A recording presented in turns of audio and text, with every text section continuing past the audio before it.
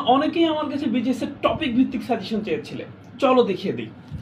এই suggestion follow করলে BGS এর সকল সমস্যা তোমার পানি হয়ে যাবে। আমরা প্রথম অধ্যায় থেকে কি কি পড়বো চলো দেখে নিই। প্রথম অধ্যায় থেকে আমরা পড়বো ভাষা আন্দোলন, যুক্ত ফ্রন্ট, পূর্ব বাংলার প্রতি বৈষম্য। এখানে বৈষম্য বলতে রাজনৈতিক বৈষম্য, শিক্ষাগত বৈষম্য, এক কথায় সকল বৈষম্য ইনক্লুডেড। এরপরে আছে 6 দফা। আচ্ছা, তারপরে চলো আমরা কি দেখি দ্বিতীয় অধ্যায়। দ্বিতীয় অধ্যায় থেকে আমরা পড়বো মুক্তিযুদ্ধে ভূমিকা। মুক্তিযুদ্ধে ভূমিকা বলতে ছাত্রদের ভূমিকা, কৃষকদের ভূমিকা, অর্থাৎ যত মানুষ আছে সবার ভূমিকা। এবার আমরা দেখব যে অন্যান্য দেশের যেই ভূমিকা ছিল এটাও কিন্তু খুবই গুরুত্বপূর্ণ। তৃতীয় অধ্যায়ে আমরা পড়বো সৌরজগতের গ্রহসমূহ, সময় নির্ণয়ে কাল্পনিক রেখা। এরপরে আমরা পড়ব বিভিন্ন দেশের সময় পার্থক্যের কারণ, দিবারাত্রির হ্রাস বৃদ্ধির কারণ, বার্ষিক গতির সাথে ঋতুর পরিবর্তন, এবং সর্বশেষ যেটা পড়ব জোয়ার ভাটা।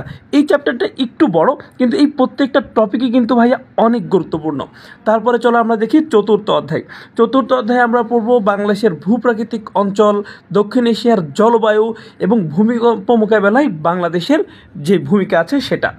এবার আমরা চলো পঞ্চম অধ্যায়ে কী কী পড়তে হবে। পঞ্চম অধ্যায়টা বেশ গুরুত্বপূর্ণ। এখানে আছে আমাদের বাংলাদেশের নদী, পানি সম্পদ, বাংলাদেশের বনভূমি, প্রাকৃতিক সম্পদ সংরক্ষণ। এই প্রত্যেকটা টপিক থেকেই কিন্তু সৃজনশীল প্রশ্ন আসতে পারে। ষষ্ঠ অধ্যায় থেকে আমরা পড়ব রাষ্ট্রের ধারণা ও কার্যাবলী, রাষ্ট্রের প্রতি প্রত্যেকটি নাগরিকের দায়িত্ব, আইনের ধারণা ও উৎস। এই টপিকটা অনেক গুরুত্বপূর্ণ। সুশাসনের জন্য আইন, তথ্য অধিকার আইন। এই টপিকগুলো পড়লেই এই ষষ্ঠ অধ্যায় হয়ে যাবে। তারপরে চলো সপ্তম অধ্যায় আমাদের আছে সরকারের অঙ্গসমূহ, অর্থাৎ আমাদের বিচার বিভাগ, আমাদের শাসন বিভাগ ইত্যাদি। আচ্ছা, এরপরে আমরা পড়ব রাষ্ট্রপতি ও প্রধানমন্ত্রীর ক্ষমতা, জাতীয় সংসদ, শাসন বিভাগ, বিচার বিভাগ, প্রশাসনিক কাঠামো, এবং সবচেয়ে গুরুত্বপূর্ণ এখানে স্থানীয় প্রশাসনের গুরুত্ব। আচ্ছা, তারপরে আমরা দেখছি অষ্টম অধ্যায় আমরা পড়ব গণতন্ত্রের ধারণা, রাজনৈতিক দলের ধারণা। এই দুইটা ব্যাপার পড়লে অষ্টম অধ্যায় কিন্তু ডান। আচ্ছা, তারপর আমরা পড়ব নবম অধ্যায়ে জাতিসংঘ থেকে প্রত্যেকবারই কিন্তু প্রশ্ন আসে। এবার এর সাথে যুক্ত হয়েছে এসডিজি। এই দুইটা টপিক কিন্তু খুবই গুরুত্বপূর্ণ। এই দুইটা অধ্যায়ের পুরাটা জুড়েই কিন্তু গুরুত্বপূর্ণ।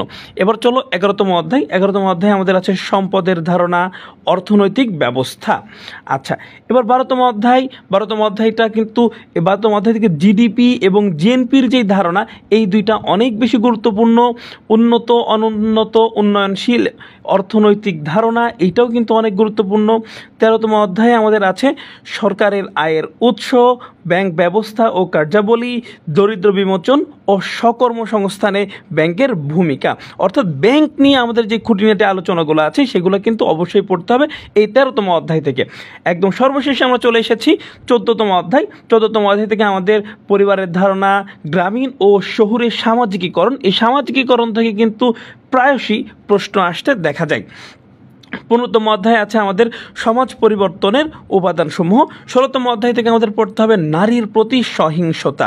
আচ্ছা, এরপর গুরুত্বপূর্ণ আছে এইচআইভি, সড়ক দুর্ঘটনা ও নিরাপদ সড়ক।